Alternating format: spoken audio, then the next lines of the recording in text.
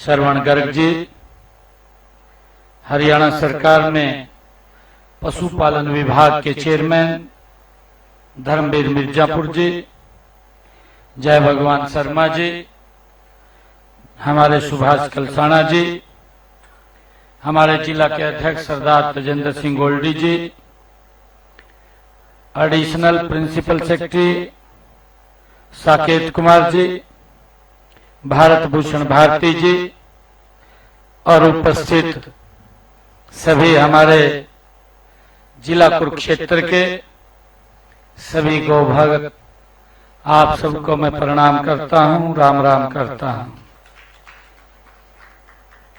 आज पवित्र पर्व श्री कृष्ण जन्माष्टमी के इस पावन अवसर पर आप सब गौ भक्तों के बीच में मुझे आकर के बहुत ही अत्यंत प्रसन्नता हो रही है।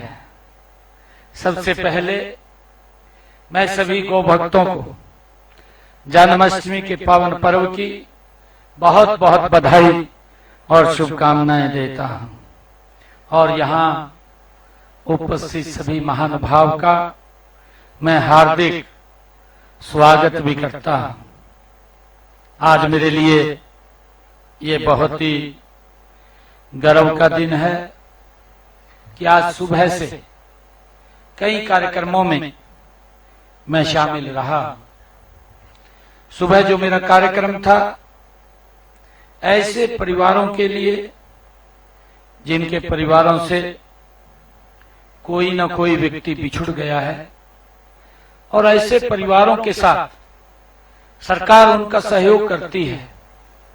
एक योजना बना करके दयालु योजना के माध्यम से उन तक राहत पहुंचाने का काम सरकार करती है। मुझे खुशी है कि मैं सुबह भगवान श्री कृष्ण जी की इस जन्मोत्सव के अवसर पर मैंने 78 करोड़ रुपए की राशि वो सुबह जारी की है। उसके बाद हमारे और यहाँ कुरुक्षेत्र के कार्यक्रम थे और अभी आप लोगों के बीच में जो सरकार का एक कमिटमेंट है, जो संकल्प है, हम देखते भी हैं। आदरणीय नरेंद्र मोदी जी के नेतृत्व वाली सरकार ने पिछले 11 वर्षों में गौ, गंगा और गीता हमारी संस्कृति का संरक्षण और उसको मजबूती से आगे बढ़ाने का काम देश के यशस्वी प्रधानमंत्री आदरणीय नरेंद्र मोदी जी के नेतृत्व में हो रहा है। हम देखते हैं पिछले अगर लंबे समय का कार्यकाल देखें तो हमारी गंगा भी दूषित हो रही थी, परंतु आदरणीय प्रधानमंत्री जी का संकल्प और उन्होंने संकल्प लिया, आज गंगा स्वच्छ है, निर्मल है। और हम गीता की बात करें, गीता इन्हीं 11 वर्षों के अंदर आज दुनिया के कोने कोने में अंतर्राष्ट्रीय गीता महोत्सव मनाया जाता है, जिसमें लाखों लोग इस पवित्र ग्रंथ से जुड़ते हैं। ये हमारे लिए बड़ी खुशी की बात है। भगवान श्री कृष्ण जैसा स्वामी जी ने भी अपने प्रवचनों में हमको बताया है कि भगवान श्री कृष्ण गौ से अथाह प्रेम करते थे।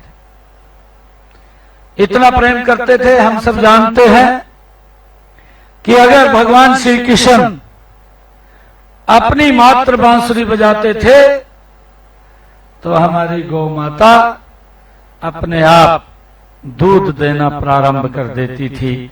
इतना स्नेह वो गौ माता से करते थे।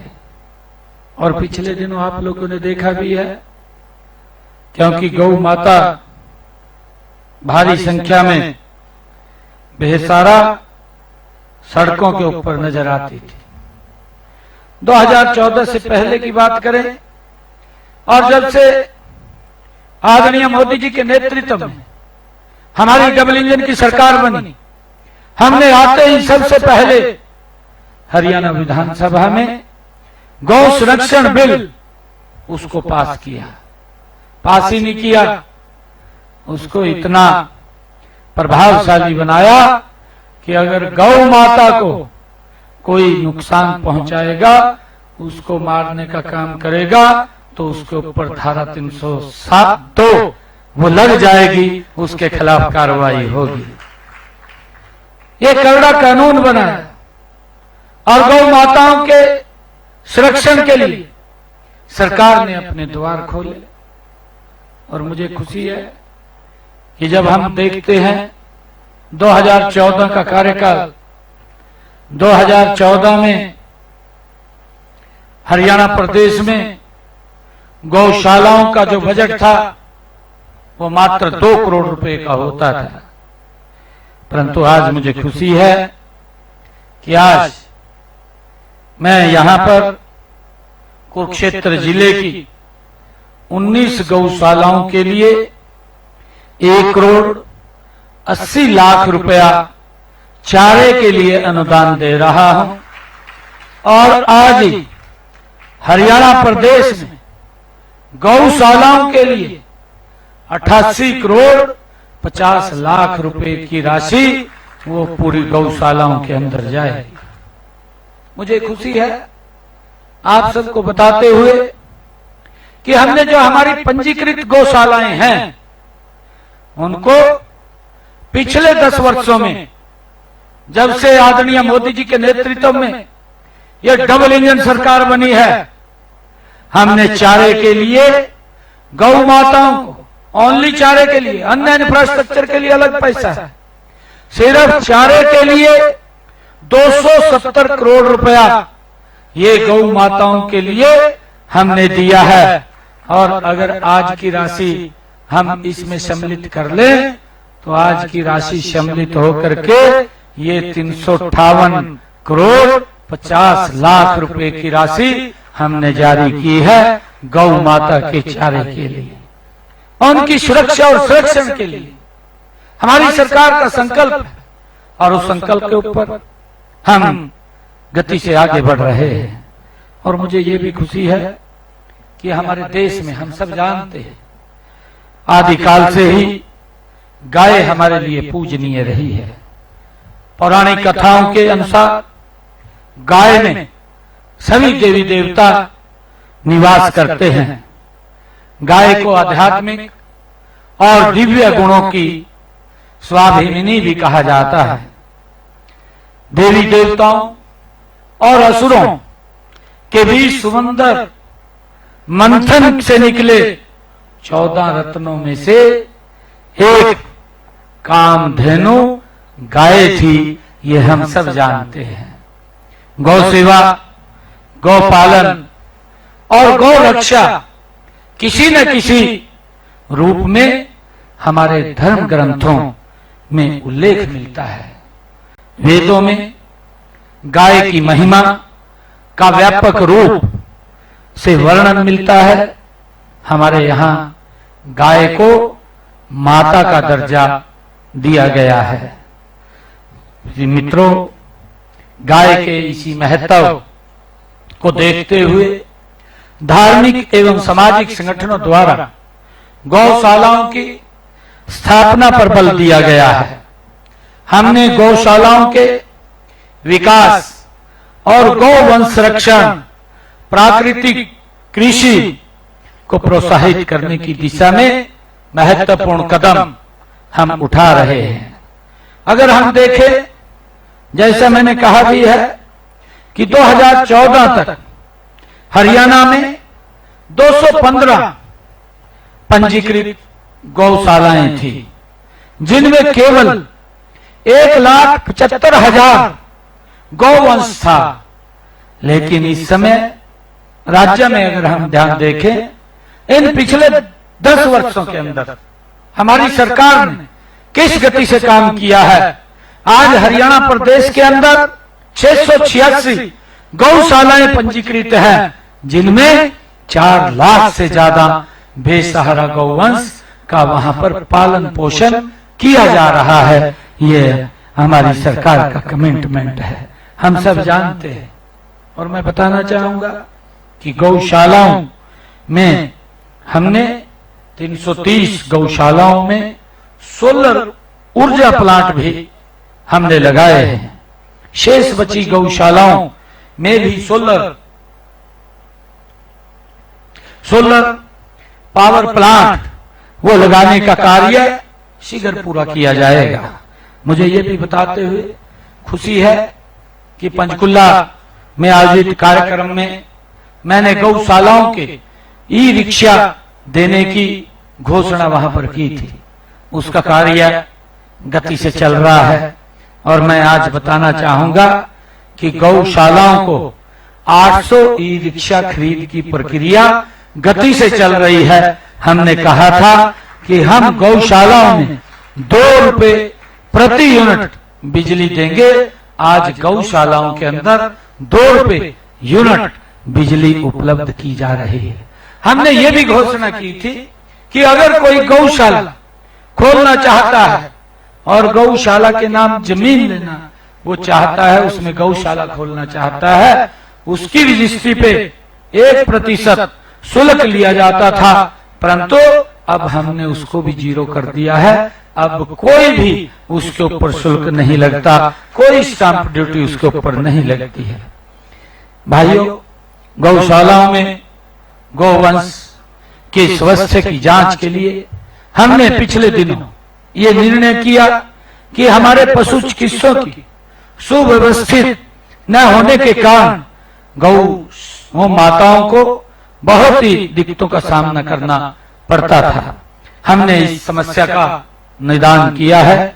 हमने पिछले 5 वर्षों में, जब पिछले 5 अगस्त 2024 को हमने ये घोषणा की थी कि 3000 से अधिक जो गौवंश वाली गौशालाएं हैं उनमें सप्ताह में 1 दिन पशु चिकित्सक ड्यूटी करेगा। 3000 से कम गाय वाली गौशालाओं में सप्ताह में 1 दिन VLDA ड्यूटी करेगा।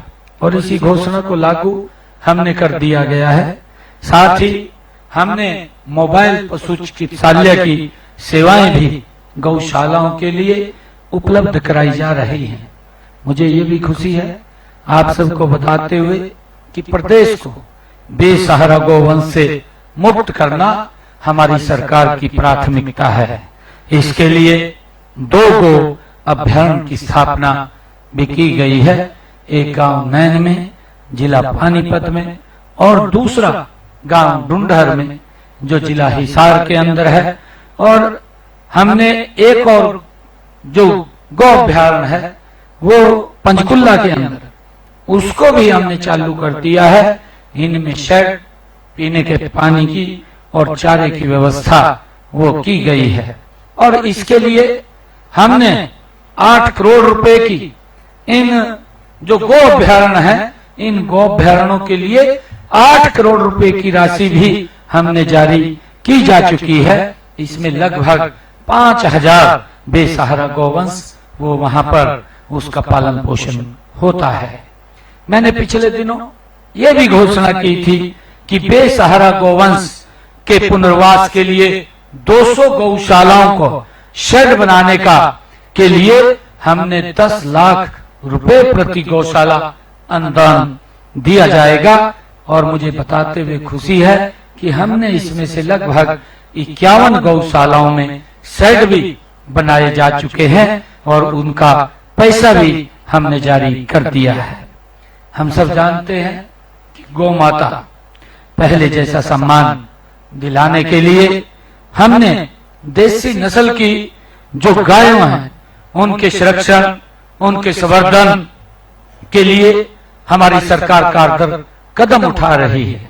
इस दिशा में कदम उठाते हुए देश के यशस्वी प्रधानमंत्री आदरणीय नरेंद्र मोदी जी ने देसी नस्ल की गायों के संरक्षण और संवर्धन के लिए राष्ट्रीय गोकुल मिशन लागू किया है।